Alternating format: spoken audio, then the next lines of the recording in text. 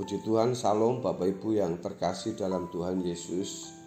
Kita hari ini akan membahas tentang pembentukan manusia ilahi. Kalau kita tidak memiliki landasan kekristenan yang benar dan yang kokoh, maka kekristenan yang kita miliki itu rapuh, rentan. Namun demikianlah faktanya bahwa banyak orang Kristen yang memeluk agama Kristen karena memang sudah menjadi orang Kristen sejak kecil atau menjadi orang Kristen keturunan, dan tidak sedikit juga karena pasangan hidup atau sekedar tertarik berhubung ia mendapat bantuan dari orang Kristen atau memiliki pertemanan dengan orang Kristen. Seharusnya kita menjadi Kristen karena kita benar-benar membuktikan bahwa Yesus Kristus adalah jalan keselamatan satu-satunya. Seperti yang dikatakan, akulah jalan dan kebenaran dan hidup. Tidak ada seorang pun yang dapat sampai kepada Bapa kalau tidak melalui aku.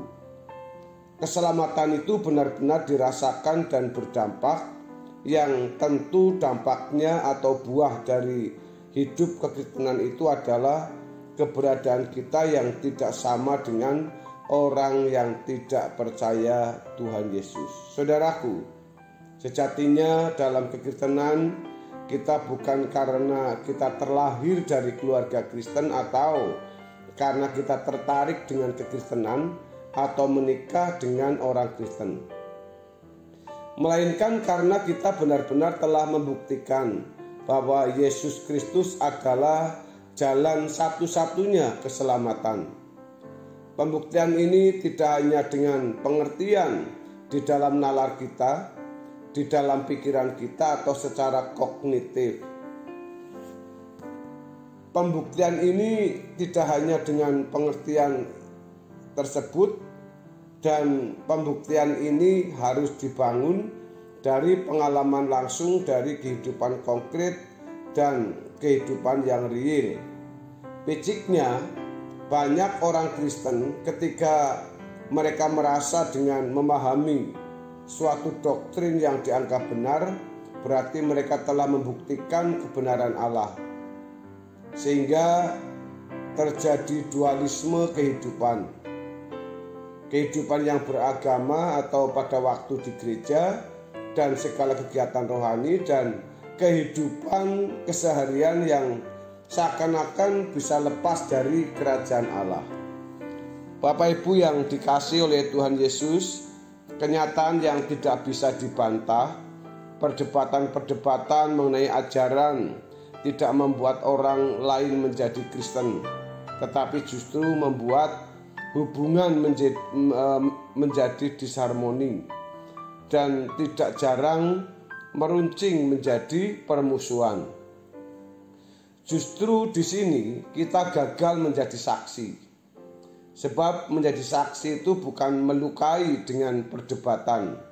Kita bisa menjelaskan mengenai iman Kristen dengan kata-kata santun, tanpa bernuansa berdebat yang melukai.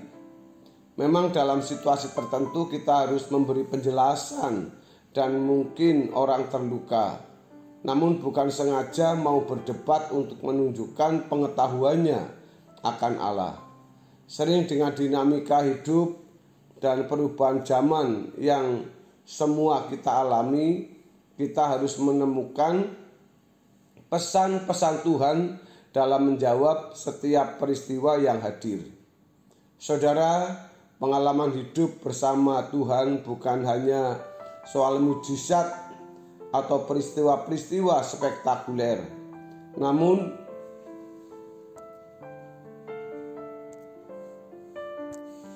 ada orang-orang yang menjadi Kristen karena mengalami mujizat, tapi jumlahnya tidak signifikan.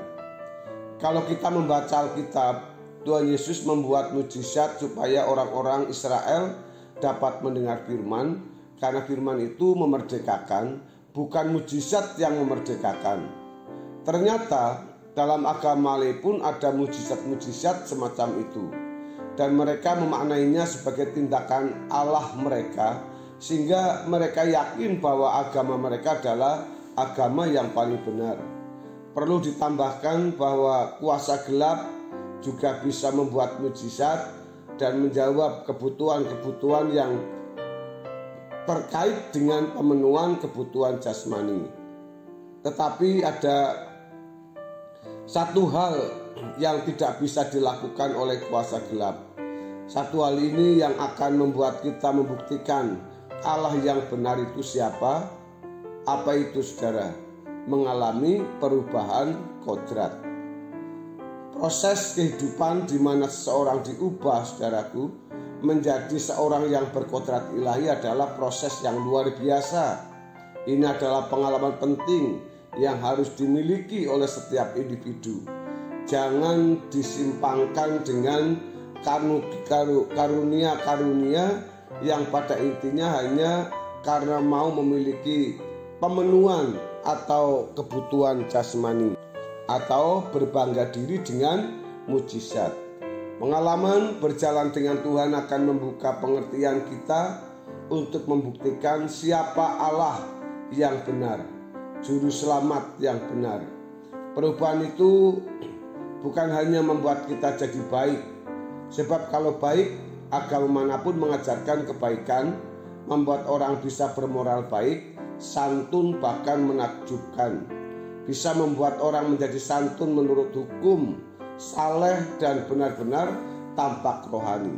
Tetapi bagi orang percaya, kita diundang Tuhan untuk mengenakan kodrat ilahi. Coba kita perhatikan dalam 2 Petrus 1 ayat 3 dan 4. Karena kuasa ilahinya telah menganugerahkan kepada kita segala sesuatu yang berguna untuk hidup yang saleh oleh pengenalan kita akan Dia, yang telah memanggil kita oleh kuasanya yang mulia dan ajaib.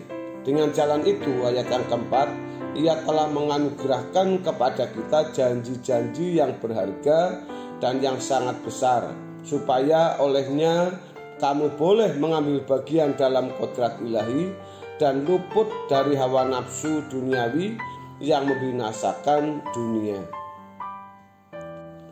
Juga dikatakan dalam Ibrani pasal 12 ayat 9 dan 10 misalnya, selanjutnya dari ayah kita yang sebenarnya kita beroleh ganjaran dan mereka kita hormati. Kalau demikian, bukankah kita harus lebih taat kepada Bapa segala roh supaya kita boleh hidup?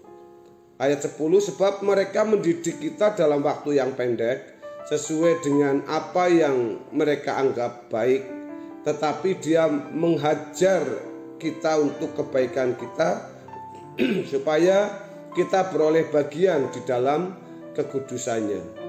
Saudara yang dikasihi oleh Tuhan Yesus, setiap hari Tuhan pasti menyediakan berkat rohani, yaitu proses pembentukan kita menjadi manusia yang berkodrat ilahi. Kita akan menemukan kesaksian dalam batin bahwa Allah kita luar biasa. Hanya Dia Allah yang benar, Elohim Yahweh. Hanya Tuhan Yesus Kristus satu-satunya juru selamat dan yang membawa kita sampai kepada Bapa. Bagaimana membuktikannya? Temui Dia, alami Dia, jangan hanya di pikiran dan mulut. Kita harus dapat menemukan penggarapan Allah dalam hidup kita. Kita harus merasa bahwa kita tidak punya apa-apa.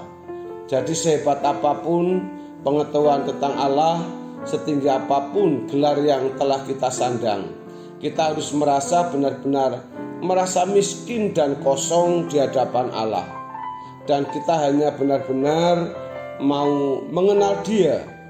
Hanya melalui sikap hati seperti ini kita dapat menemukan Allah dalam rangka pembentukan manusia ilahi. Bapak Ibu Saudara, kita harus sungguh-sungguh menghayati, menjalani kehidupan kita, bahwa hari-hari yang akan kita lewati ini hari-hari yang tidak menentu dengan kondisi yang sedang terjadi. Tetapi mari kita dari hari ke hari, dari waktu ke waktu Belajarlah untuk sedikit demi sedikit terus naik secara kontinu. Kita belajar untuk pembentukan atau membentuk manusia ilahi kita, sehingga kita menjadi orang-orang yang terdidik, orang yang benar-benar layak untuk menerima bagian di dalam kerajaan surga kelak.